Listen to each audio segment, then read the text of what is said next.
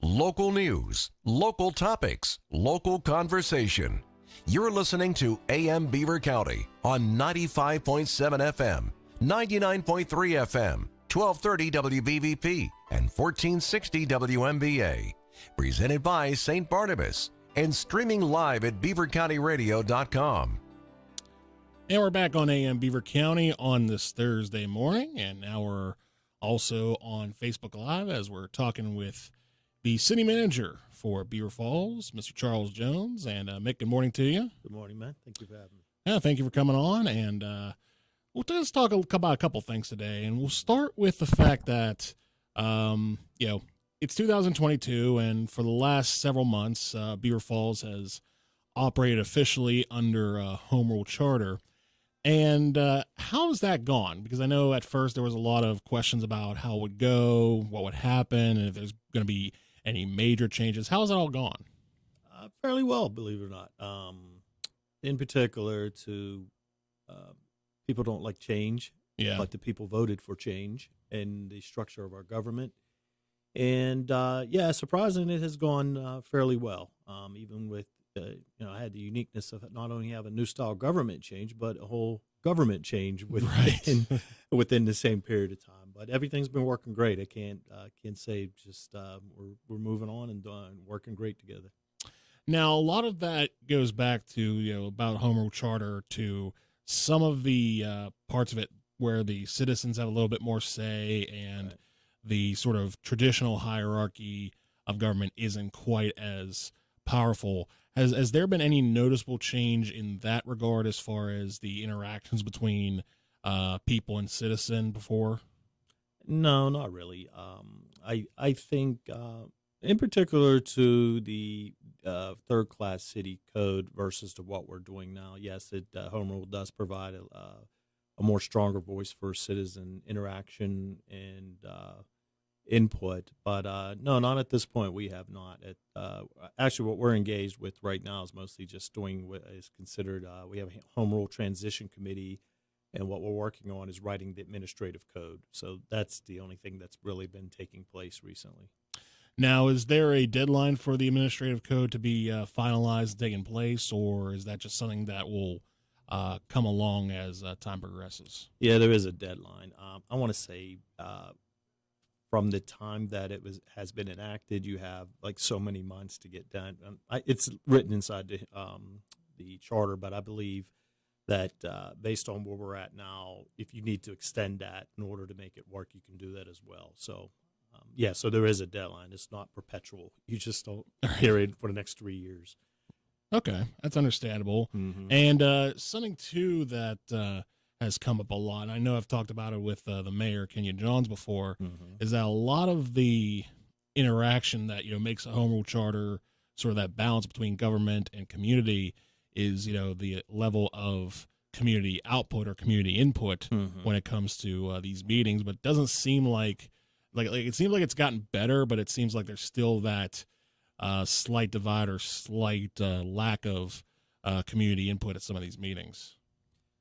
There's been people that have been attending the meetings. I think the biggest challenge, even from prior third-class city code to even where we're at now, is you can only get as much information if you participate in, and it's very key for people to understand how government works and to come and watch government working, and then ask questions in particular during council meetings or even follow up after that. So I think it has a lot to do with showing up at the council meetings, learning the government, and asking questions, which I don't see nothing wrong with it. We encourage it, actually. Right. And because of that, you may see more people come out to these meetings. And in fact, you may get to a point where, because I've been to the city building, I've been to those meetings, if it gets packed enough, you might have to relocate to a bigger area to accommodate everybody, or just. That'd be great, actually. Yeah. Has that been considered down the road, or? There's, initially probably right when we did the transition from the new style government to what we're doing now, we've seen a lot of people coming through. We had a pretty decent crowd for the most part, not too long ago, and that was just we acknowledged proclamations for Carol Kislock.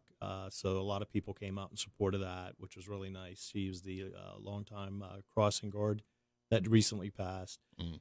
But usually it's like if there's a special interest, we'll see a lot more people coming in. But for the most part, if there's nothing really, I would say that's up for discussion, very rarely do we have a lot of people that come and ask a lot of questions. Understood.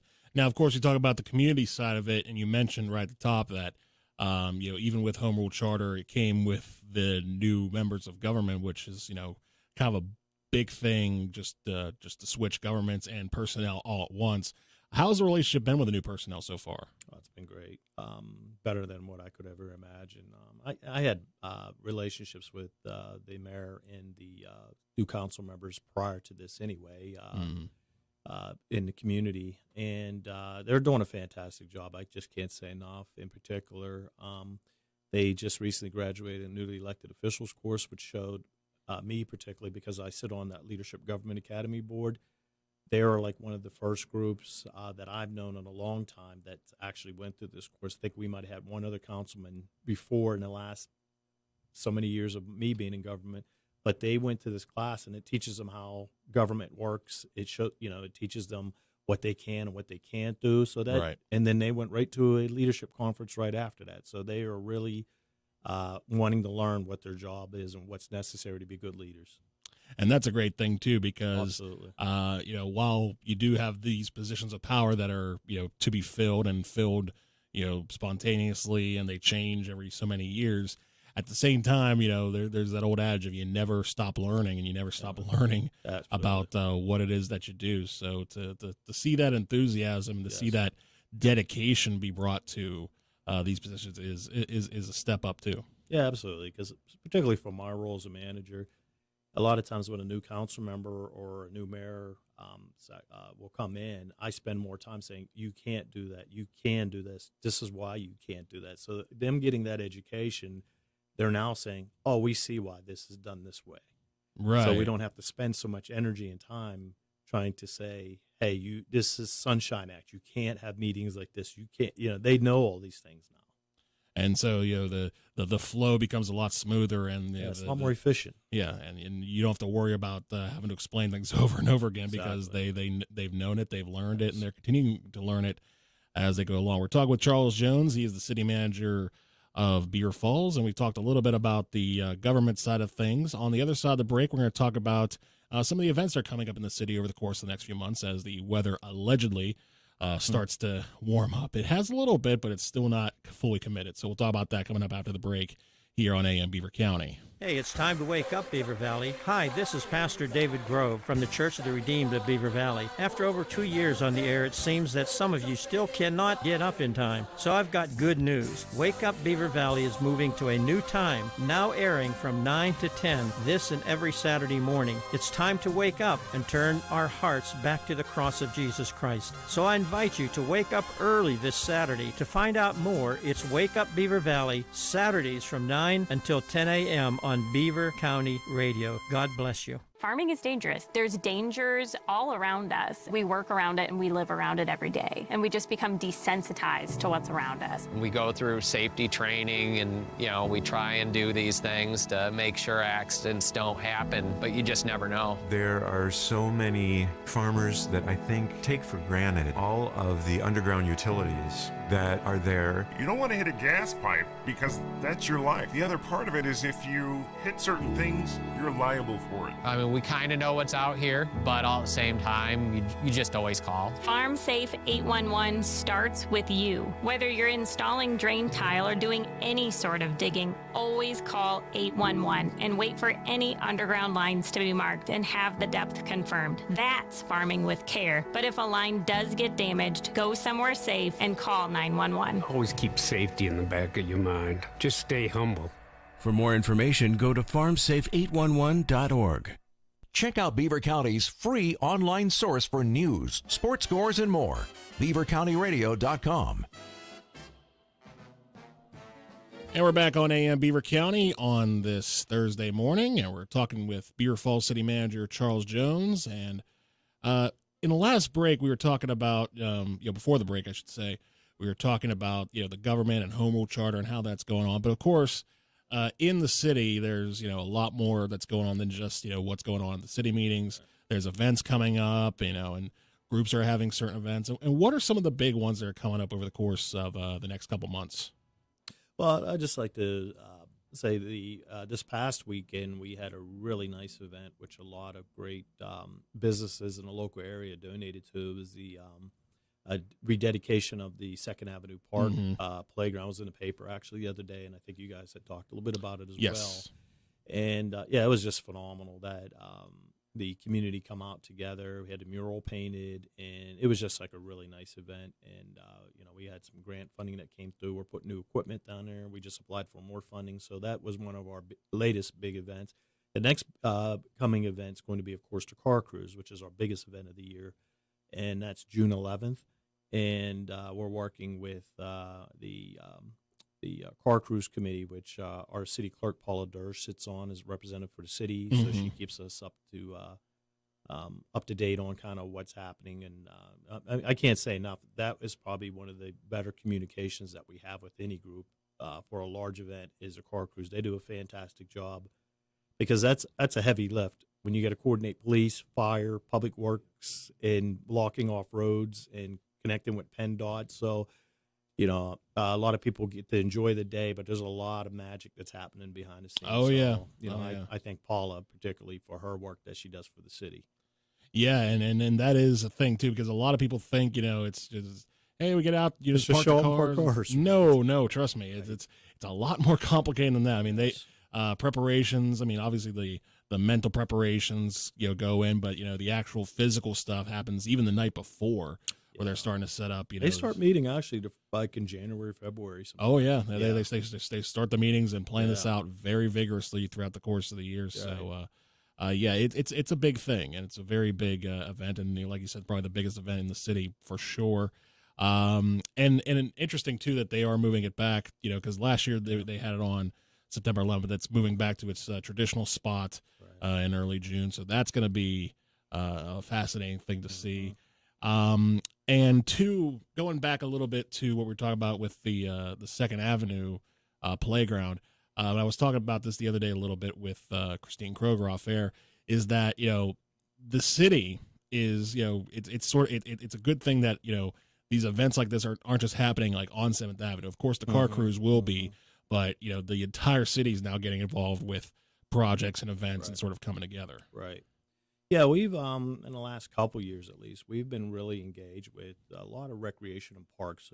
Some years ago, we did the Kelvin Smith Park dedication, which was a huge event, and that was like really a really big step for the city. We're like one of the few parks nationally that are that's named after Tuskegee Airmen, so that's very significant for a town our size. And then we've been engaged with like the 37th Street softball field. We were able to secure funding for that portion of the park, and hopefully have that park completed for girls softball. And then, we're working on Library Park. We hope to have that done by the end of the summer. And then, so once again, we've been engaged with the Second Avenue committee for probably about the last couple of years in regards to working with Duquesne Light to get the mural painted there, and just hearing their vision and trying to implement that to make it a place where people could go instead of it being in disrepair, in a place that people don't really want to, respect the history that came from that park. Yeah, and I noticed too that there's a pattern there, and with the park renaming and the Second Avenue playground, that history is being rejuvenated and respected, and brought to light in ways that are much more accessible and positive than they were in years past.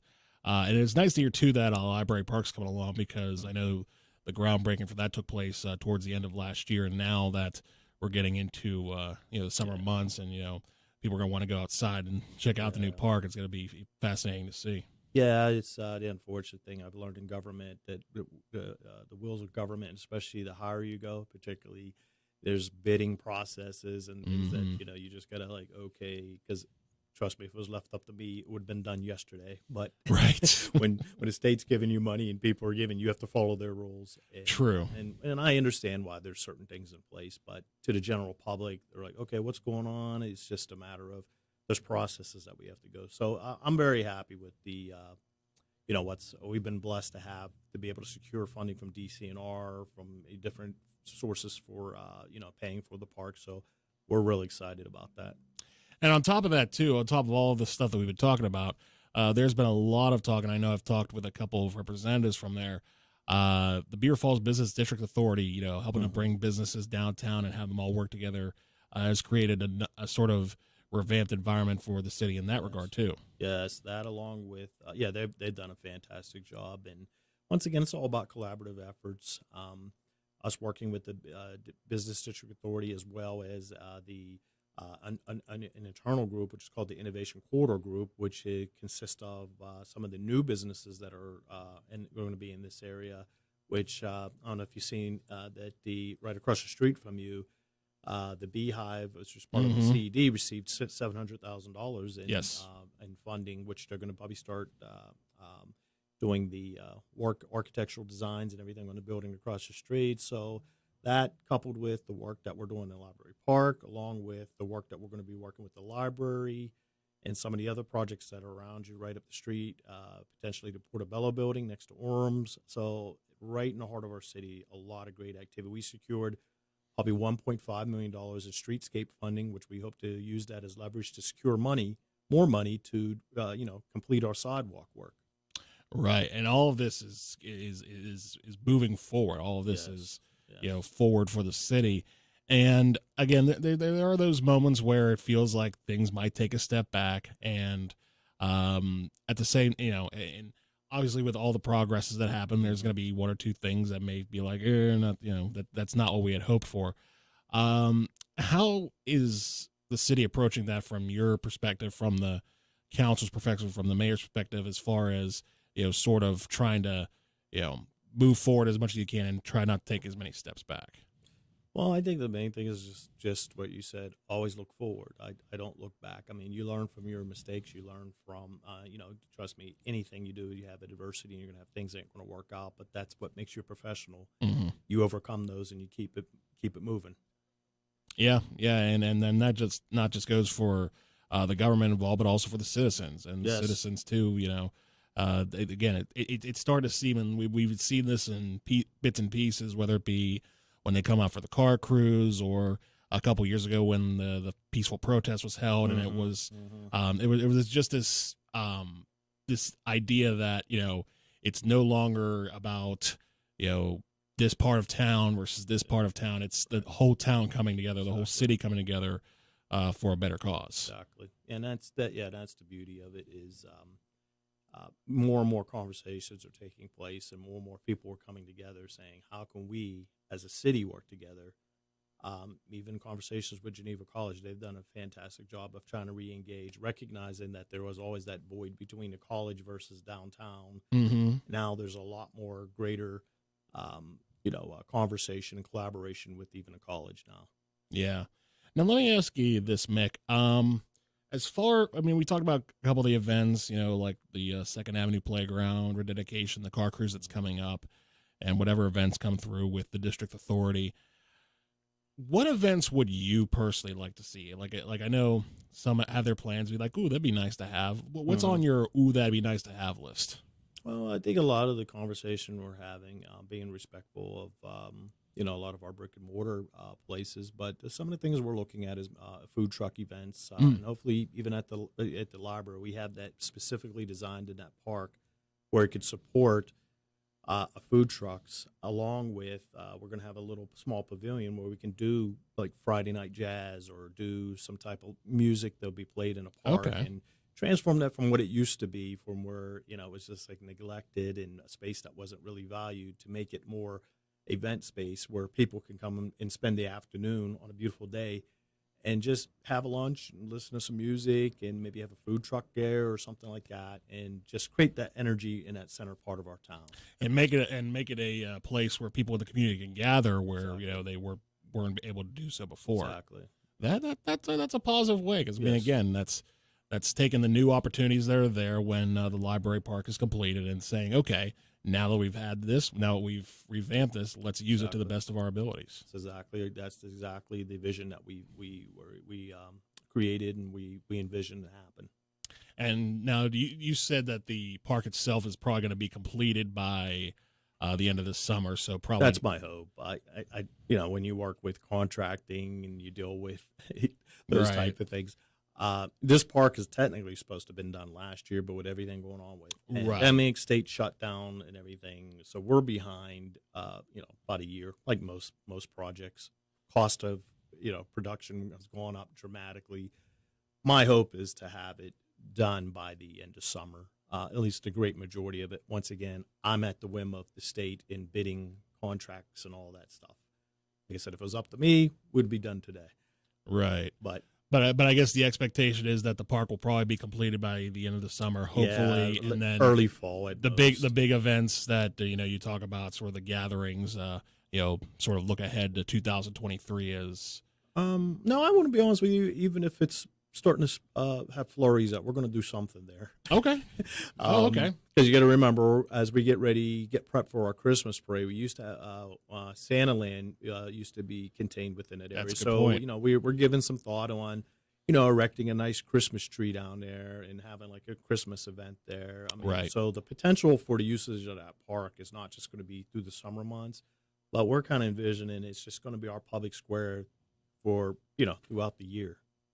Well, whatever the case is, Mick, I hope that everything goes forward as planned and that everything is, again, moving forward for the city of Beaver Falls like you mentioned. And yes, sir. I thank you for stopping by today, talk a little bit about that. And, again, until the next time we talk, because I'm sure we'll be doing so again. Yes. And, again, blessings to you in the city for all that's been done, all that's going to be done. Thank you, my friend. Thank you for having me. Yeah, thank you for coming on. Right. That's Charles Jones, the city manager of Beaver Falls. And coming up next, it is a Thursday morning edition of Teleform. Of course, the best Beaver County coming up at 11 o'clock, and Notes of Local Entertainment coming up after that, followed by Noonday, which will be on the app, and Pirates Baseball, which comes your way on the airwaves, starting with pregame at 12:10 and first pitch against the Brewers at 12:35 this afternoon here on Beaver County Radio. The Pittsburgh Penguins close out the 21-22 regular season schedule on Friday night when the Columbus